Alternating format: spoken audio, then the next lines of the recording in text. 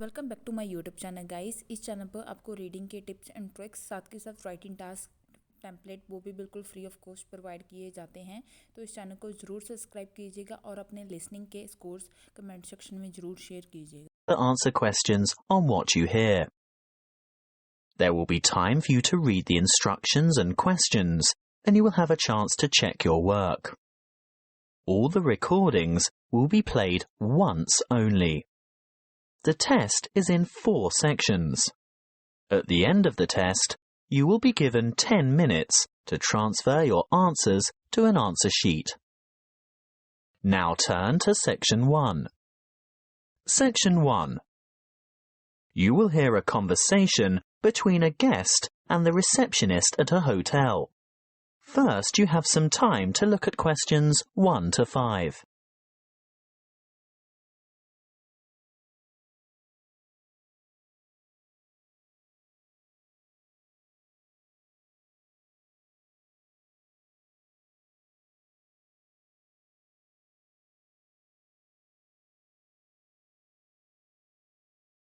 You will see that there is an example that has been done for you. On this occasion only, the conversation relating to this will be played first. Good afternoon. My name is Kelvin Jones. I booked by internet yesterday. Good afternoon, Mr. Jones. Welcome to the Armitage Hotel. Can you spell your first name for me, please? Certainly. K-E-L-V-I-N. Thank you. Do you have your booking number? Or perhaps you printed out your confirmation? The guest's first name is Kelvin, so K-E-L-V-I-N has been written in the space. Now we shall begin.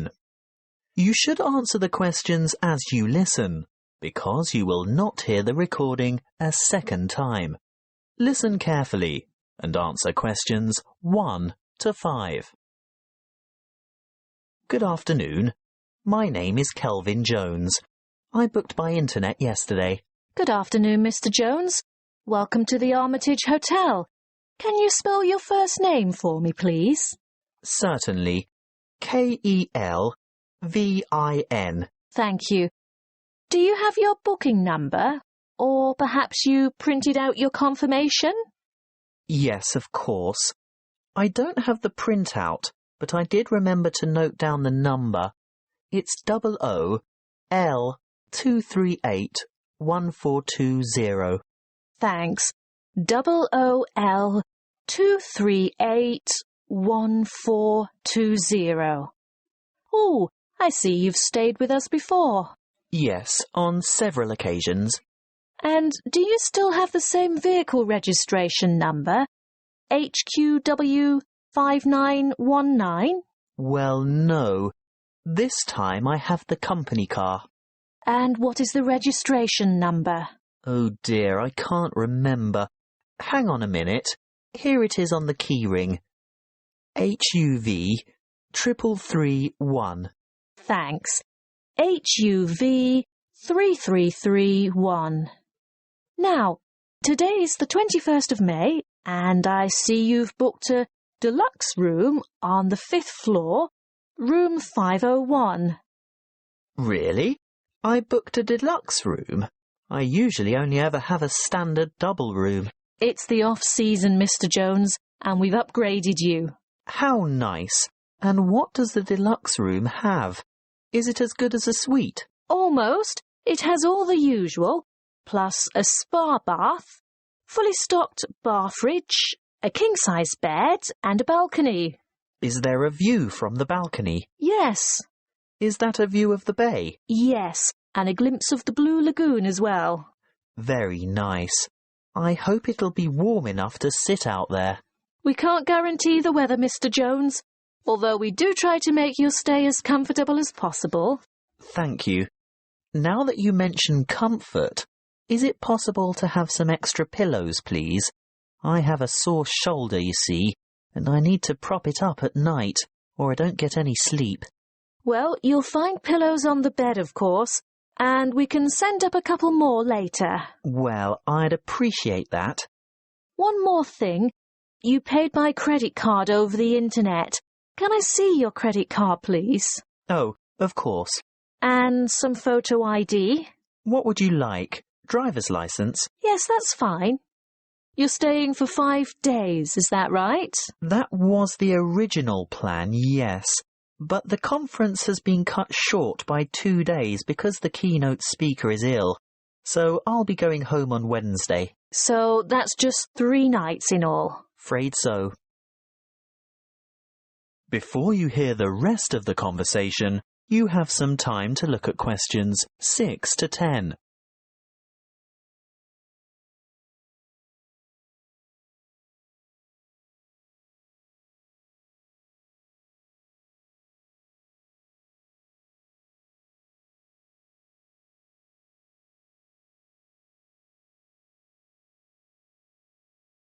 Now listen and answer questions 6 to 10. Is there anything else I can help you with? Actually, there is.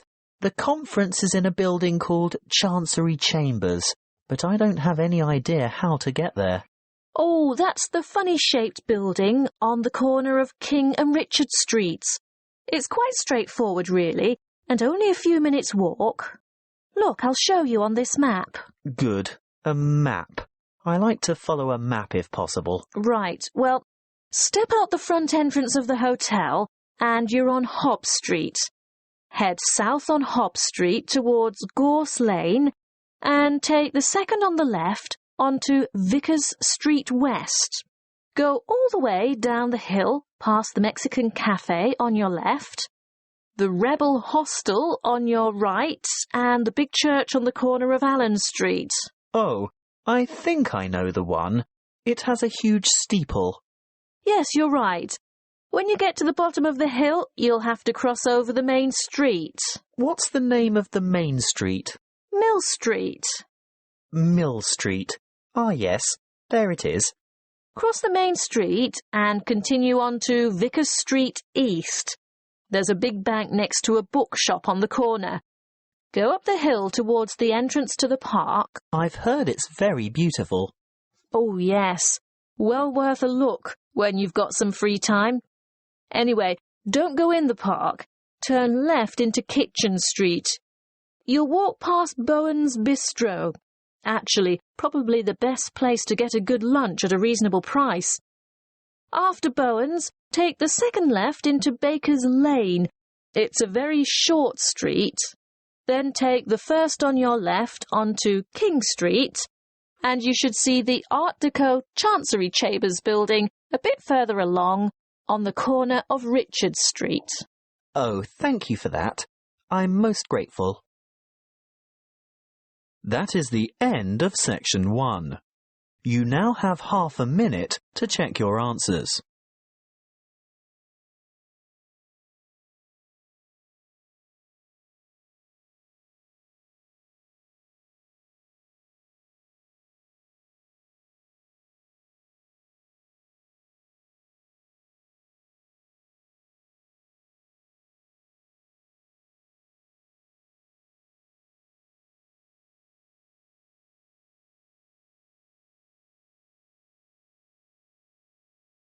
Now turn to section 2. Section 2. You will hear a recorded message by an employee of an investment society giving information about savings and investment options. First, you have some time to look at questions 11 to 13.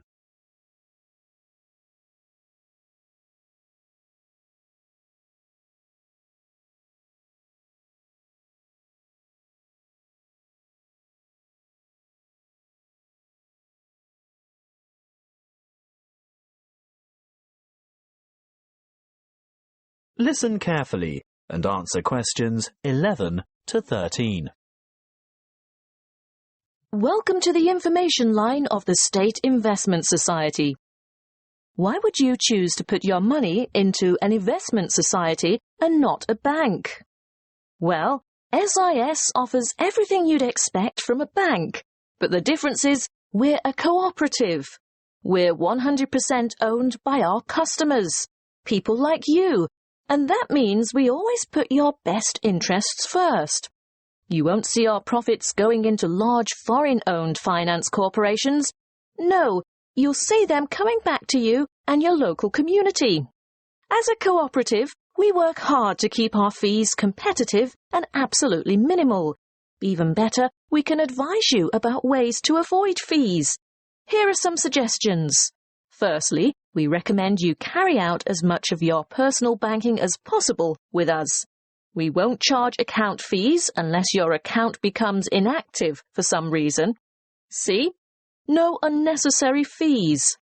Secondly, if you maintain certain minimum account balances, you won't have to pay any transaction charges for transferring money between any accounts that have the same customer number, although there may be some service charges that apply, such as the establishment of automatic payments.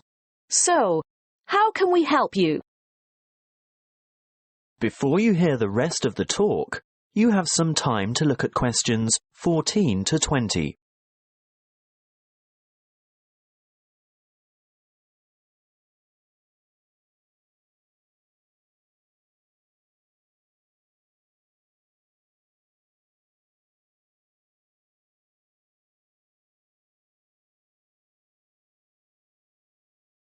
Now listen and answer questions 14 to 20. Let's look first at savings options. We can give you 3 options. Our internet account earns you interest from your very first dollar deposited. You don't have to maintain a minimum balance, and you earn a good interest rate from the start. Interest calculated daily and paid into your account monthly. You always have immediate access to your money by using the internet, text or telephone banking. What's more, there are no account or transaction fees. With our Stairs Saver scheme, the more you save, the higher interest you earn. Again, there's no minimum balance, but as your balance grows, you'll earn higher interest rates. There are 3 interest tiers or steps, plus bonus interest. Interest is calculated daily and paid monthly. Now, what about access to your money? You are free to make as many withdrawals as you like, but if you restrict them to 1 a month and your balance increases over that month, then you'll earn that bonus interest.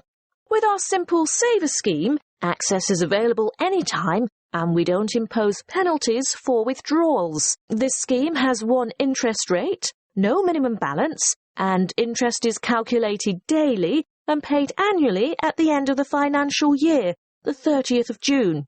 So, you can see that savings accounts are ideal if you're starting from scratch. Do you know you can open a savings account with as little as $10? They're usually the best choice for short-term financial goals. For the longer term, we recommend some kind of investment account. Let's take a look at our investment options. Starting with the safest, the most secure, low-risk option is a basic term deposit, starting with a minimum deposit of $1,000. Interest is calculated daily, but you can choose whether to have it paid out monthly, quarterly, or at maturity. What we recommend if you really want to see money grow is having interest compounded quarterly. You'll only get access to your funds when your term deposit matures, so be sure to think carefully about the amount of time before you lock it away. It could be anything from 6 months to 5 years.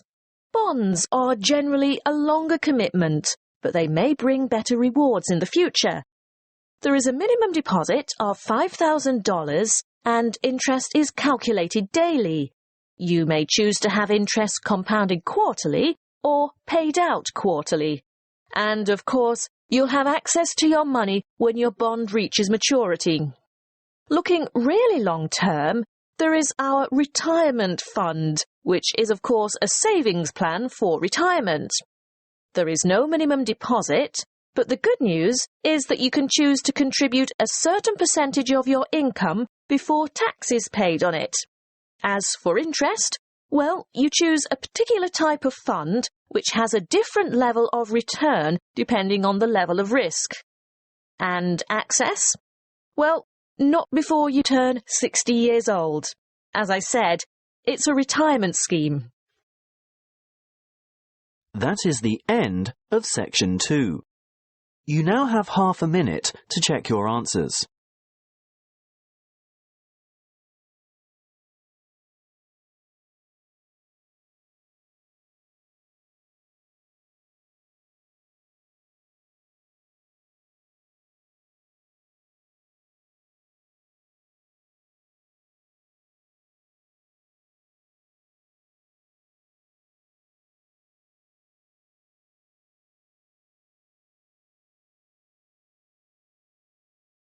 Now turn to section 3. Section 3. You will hear a conversation between two students and their professor, who is asking them to organise a panel discussion for an upcoming conference. First, you have some time to look at questions 21 to 23.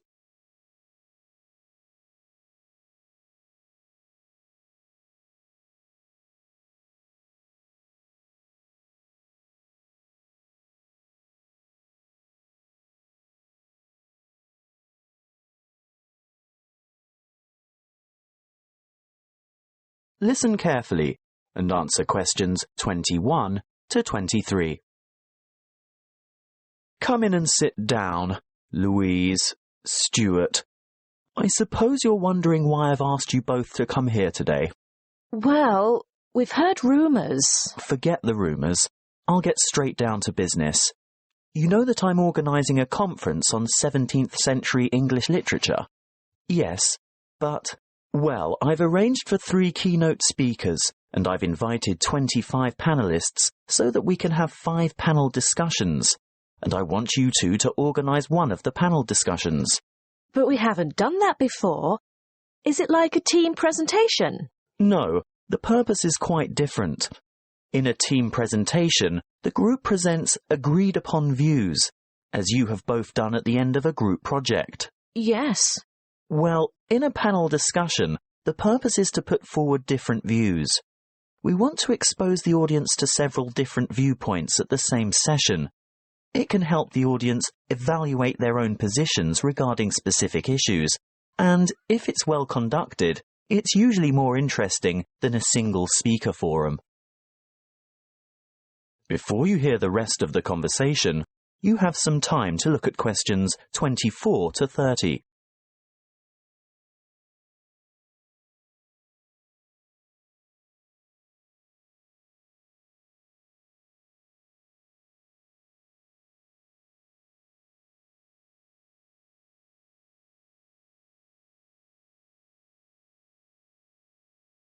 Now listen and answer questions 24 to 30. And what exactly do we have to do? Well, you'll take the role of leader or moderator and assistant. Is that like the role of chairman? Yes, that's it. Sounds daunting. Not at all. I've already done a great deal of the preparation myself. Let me run through the procedure with you. I've singled out an issue that will entail quite some conflict of opinion.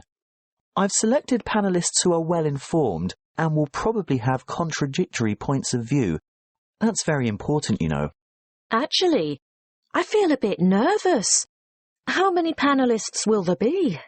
Well, I've invited 5 panellists for each panel because that's probably the maximum number that an inexperienced moderator can handle. But don't worry, I always invite more than we need because you can be sure someone won't be able to make it, so you'll probably just end up with 4, which is a very manageable number. Oh, I see. And I've chosen a moderator. That's you, by the way. Ah, but Stuart will help, right? Yes, I'll get on to timekeeping and whatnot shortly. That's where an assistant is indispensable. But what procedure do we follow to conduct the panel discussion? Don't worry, I was just about to say, I've also settled on the format. What is it? There are various formats that can be followed, but I've always found this one to be very effective. Yes? Okay. Make some notes on these guidelines as I run through them, and ask me questions about anything you don't understand. We're ready? Firstly, The moderator introduces the topic and the panelists. But we don't know who the panelists are. Don't worry, I've prepared a short biographical introduction for each one of them, and I'll give you that information tomorrow. Oh, good. Next, the panelists are given a set amount of time to present their views on the topic. I'd say about 2 minutes each should be sufficient. Now, this is where Stuart's timekeeping is going to be important. You have to keep to the schedule all the way through, because the lecture room has only been booked for an hour. How do I indicate when the time is up? You stand off to one side of the panel, either with your back to the audience or hidden from the audience, but in full view of the panel and moderator. You have a digital clock or timer, and you hold up the appropriate number of fingers to give the number of minutes. When the time is up, you make a cutting gesture with your hand. Ah, but what if the panelists keep talking? Then that's your job to politely intervene and move on to the next segment, which is the discussion itself. Panelists discuss, ask questions, and react to the opinions of other panel members. This, of course, is their primary function and should occupy about 60% of the allotted time. Stuart will watch the time, right? Yes, because you'll be making brief notes. Why? Well, when the time's up, the moderator shuts down the debate and provides a summary of the discussion. Oh, and then it's over? Well, no. The secondary function of the panel is to answer questions from the audience, and that should take up the remaining 15 to 20 minutes. It's the leader's role to recognise appropriate questions and reject those not related to the subject. During the question period, you must maintain strict control, and this will most likely be the toughest part of the whole job. Oh dear. Stuart will of course help you here by ensuring that as many people as possible have a chance to ask their questions, and that no one member of the audience tries to dominate. With about 5 minutes to go, he'll announce that there's time for only a couple more questions, then announce, last question. And then it's over? Not quite. You still have to acknowledge the involvement of the panelists and invite the audience to thank them with a round of applause. Should I clap too? Yes, you should both take part in the applause. That is the end of section 3. You now have half a minute to check your answers.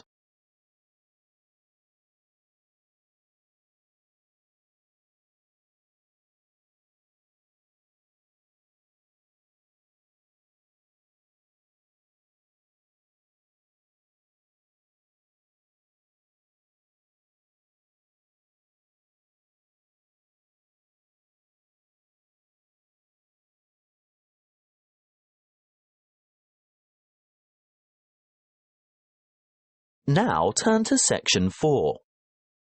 Section 4. You will hear a talk on hydroelectric power.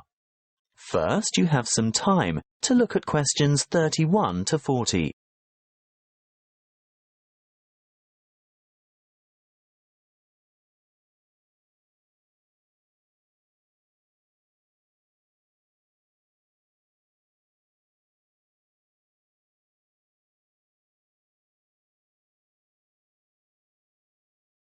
Listen carefully and answer questions 31 to 40.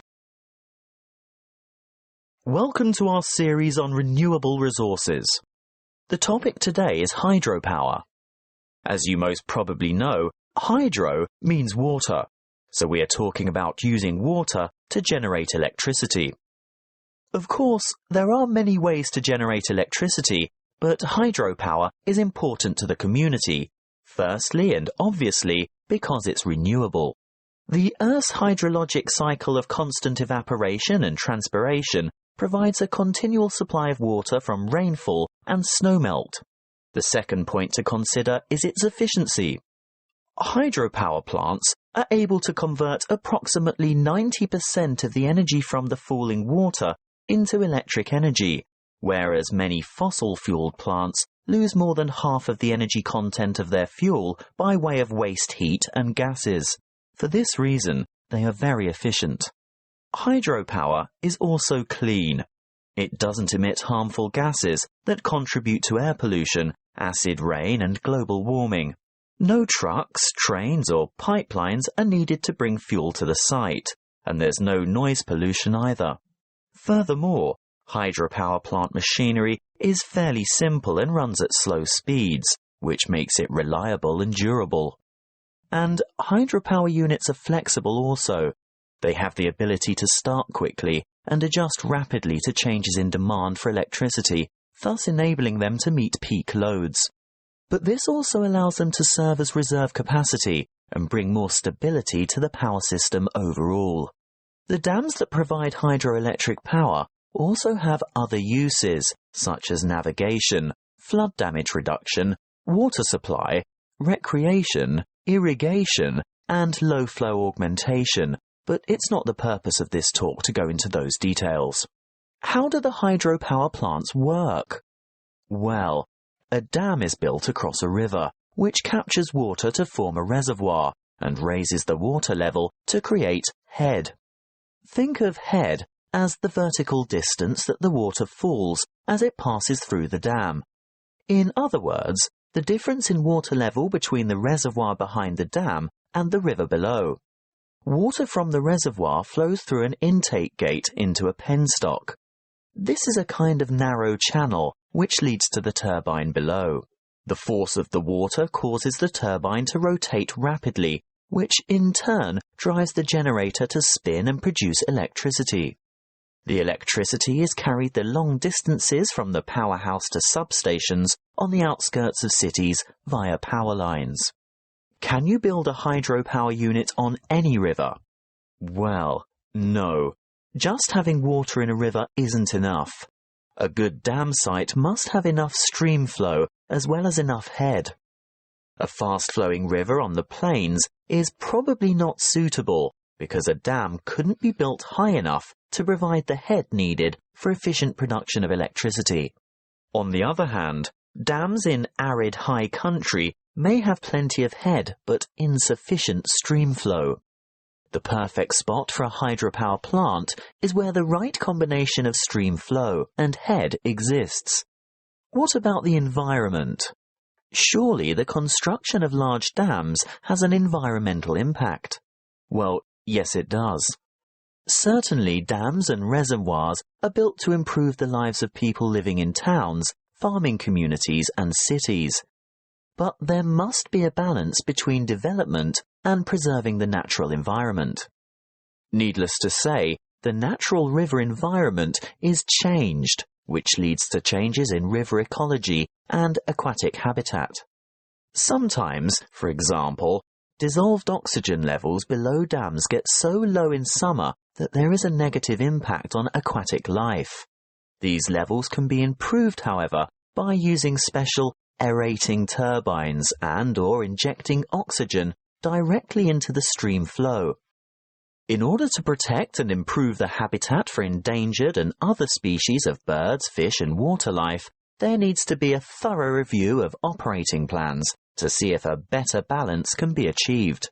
Hydropower plant design and operation must not only meet the needs of consumers for electricity, but work hand in hand with agencies whose concern is for the fish and wildlife, water quality and water supply. That is the end of section 4. You now have half a minute to check your answers.